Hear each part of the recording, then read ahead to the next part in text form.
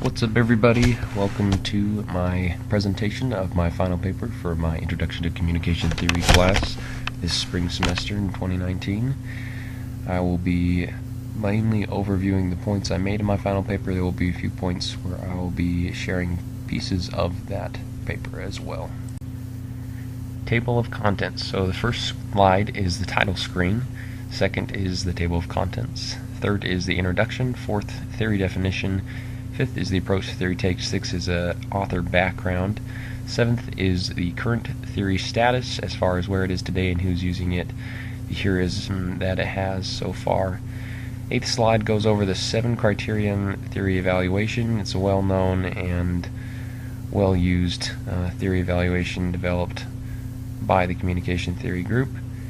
The slide 9 goes over improvements to the theory that are suggested by me, and then the 10th slide goes over a rebuttal or reasons that although there are improvements, the theory is still valid.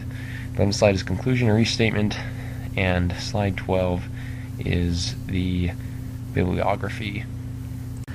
Introduction. So in this presentation we will rhetorically review the expectancy violations theory as developed by Judee K. Burgoon in 1978. The theory is often referred to in its abbreviated form as we will do here, which is EVT. We start by defining the theory and giving a background of the author. After doing this, we will delve into the current status of the theory in the world of communication theory and the world in general. After this overview and analysis, we will look at the theory critically concerning its validity as a theory pertaining to meeting the 7 criterion for theories. After evaluating the theory this far, we'll conclude with suggested improvements and counterclaims, and then a rebuttal with a conclusion and restatement of the goals of this presentation. So what are those goals? The goals of this presentation are as follows.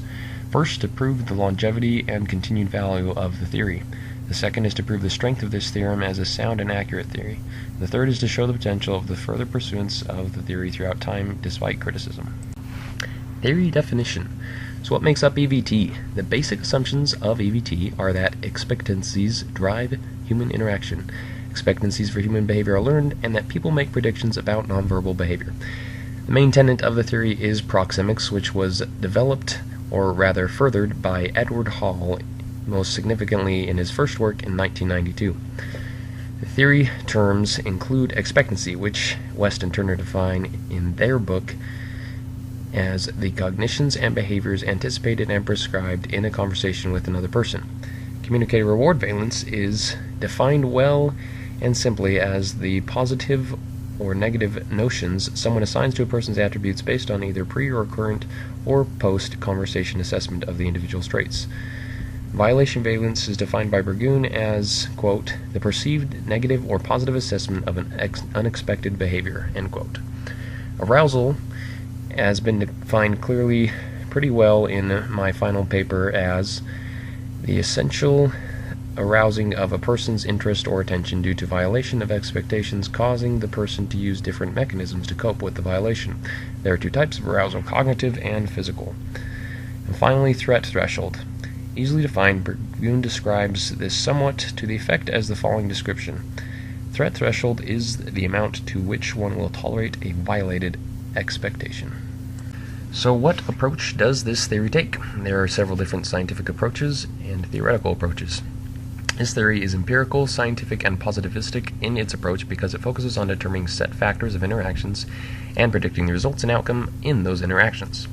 The goal of the theory is to find rules and guidelines that explain why people behave and react the way that they do and show the set expectations of different societal cultures, venues, and scenes.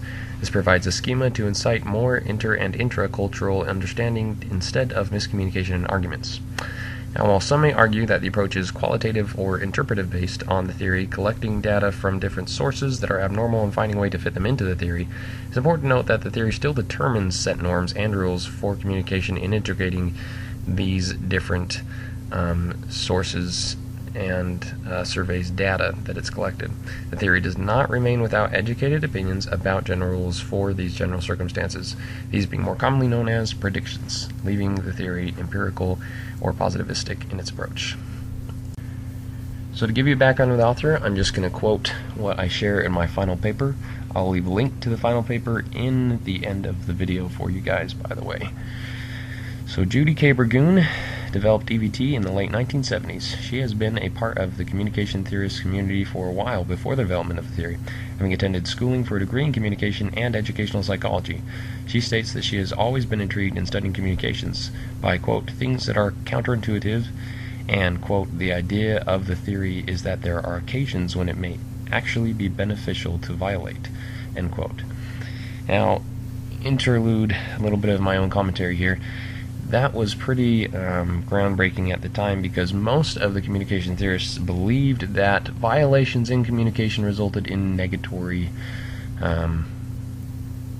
outcomes. So, going back to my quote from my final paper, since high school, Burgoon was involved in extracurricular activities, and it was many of these that led to her interest in communications as a field of study for further education. Alright, here comes the fun stuff. Current theory status. I believe that the best way to argue that our theory in question is still relative, viable, ever acute in validity, strong and influential, is to give backing to one simple claim. It is in great and renowned use to this day. Following studies I provide as evidence. First, Burgoon and others are currently studying the effects of EVT in relation to human and EA communications. Second, Schunack and Bordeaux use EVT to research the experiences of adult students taking online courses and how their expectations were set, met, and unmet, changed, and fulfilled as they took online schooling. Third, the view of social media's effects on the expectations, interactions, self-image, and personal goals has been researched by Caitlin McLaughlin and Jessica Vidic in 2011. Fourth, a groundbreaking study was done by Brittany Telford, looking at the effect that communicator reward valence had on performance ratings and subsequent job promotions in the workplace. Truly an upsetting theory in its research scope, in those that it affected, those being big businesses in particular. That was done in 2016. Fifth, and finally, I present the cumulative studies of Andrea Pereira and others in assigning of punishment to all members of a group because of the actions of one group member, completed in 2013, and published in the Journal of Experimental Social Psychology. Now, if these aren't enough for you guys, I direct you to the cumulative works of Richard West and Lynn Turner, which I mentioned earlier. The name of that book that they wrote is Introducing Communication Theory, Analysis, and Application.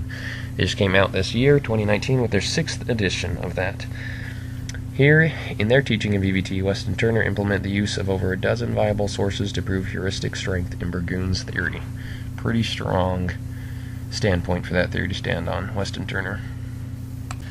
Okay guys, so this next slide that we're looking at is what most people will look at in determining the validity of a theory. It is the 7 criterion theory evaluation. So there are 7 basic criteria that a theory has to meet to be accepted into that field of study. There is utility, scope, testability, test of time, heurism, parsimony, and logical consistency. Now, this theory has been applied to countless discussions, papers, researches, experiments, surveys, works, corresponding theories, and more, thus giving the theory strong arguments for not only heurism and scope, but test of time and utility as well, knocking out 4 of those criteria. Testability can be hailed as a trait found easily within a theory, and that each of these theses are well defined, its terms and claims easily cognitively accessible. The tenets and foundations of the theory are sound and congruent, giving it both parsimony and logical consistency, leaving only one, which is utility. We'll talk about that in a second. So, although the theory states that the scope possibilities are endless, its author merely claims that these are plausible expansions given the basic frameworks of the theory. So, not necessarily saying that the work as it is can be applied to an endless scope, but that the framework can be altered and applied to different. So arguments that the scope is overstated is invalid, as such counterclaims have indeed been revisited by the author herself, made clear and reasonable defense for. Indeed, there is room for improvement here, as such a claim, although testable, has not been tested. We need further research using EVT's framework to address different copious matters as the endless possibility for interacting component change, i.e. citizen-to-government interactions, employee-to-employer interactions, immigrant-to-native interactions, and so forth. In a like manner, utility, this I told you we'd be talking about this again, if it is to be held as a stronger point for theorem criteria, one must apply the use of EVT to different cultures, interactions, situations than those used to find conclusive research evidenced by the author. So we talked about a few possible flaws in the criterion. What do I recommend to improve the theory? Well, although others may find more flaws with the theory, I've elected that such claims have been met sufficiently in defense by the author of the theory, she being still an active participant in ongoing studies using EVT to this day and addressing counterclaims that come up. She's done so several times. 2 flaws I have addressed previously and 2 solutions I will offer as suggestion. First, for the theory's scope to be improved, more research must be done in different types of interactions and different situations. Second, for the theory's utilization to be furthered, it must be applied and given a wider range of cultures and experiments, surveys, and reports. Indeed, more research in different schemes and scopes, plausible interactions, and differing settings must be done. I believe in doing so, remediation will be reached in both the category of scope and utility. So I did address a few flaws and provide some solutions in the improvements to theory slide, but I want to include this rebuttal slide to address generally claims against EVT and against the thesis claim that I make in this paper. So here goes. Although I believe this presentation has given evidence enough for rebuttal of claims and counterclaims against EVT, I also admire EVT. And to claim admiration is to claim a state of action. Admiration is, after all, a verb. So if I admire it, I am to defend my cause for admiration and take an active stance to proliferate the values of it in defense against the presumed debunking incited by pithy arguments. So in this light I must rebut, and so I do. I believe that no claim counterintuitive to the value and longevity and further possibilities of EVT has validity enough to bring rise to question of the theory's standing for one simple reason. This theory has proven its grounds in all 7 theorem criteria evaluation points, and it has done so soundly and continuously. The theory has reached far and wide in use, effectiveness, influence, inspiration, and usefulness. Despite flaws, the greatest unaddressed flaw has one simple answer. I pause here to note that a theory whose flaws have been addressed and given argument in the defense for, especially by the author, has those flaws remediated, in my opinion. Or at least, those flaws are not overwhelming and do not give rise to the debunking of the theory as a whole. A simple answer to the one and only unaddressed flaw that the author has yet to address is that of furthering back and behind both utility and scope. That answer is this: more research must be done. In order to prove the flaw's validation, one must use the theory to research further and apply it to further instances. In doing so, I stand with Burgoon, as she stated to E. Griffin in 2011 in his interview, that it indeed can and will stand the test of being well applied to further situations. So here I end my reboot, feeling sufficiently that no argument otherwise has much grasp or hold against EVT.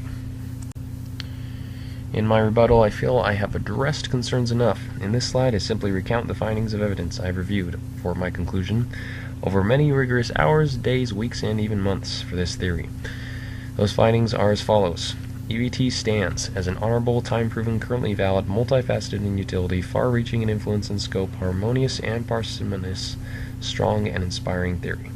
I believe it has many heights yet to reach and interactions yet to explain to further its goal of understanding communication, resolving miscommunication, and inciting learning about communication in general.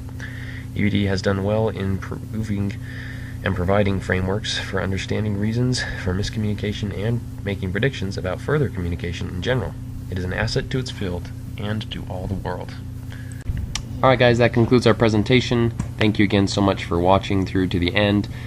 Here on this slide, the bibliography page, I just mentioned all of the citations that I used and the sources as well. The last one being my final paper. I'm going to leave a link in the video description below for you guys to click on it easily and visit that final paper. Thank you guys. Have a great day.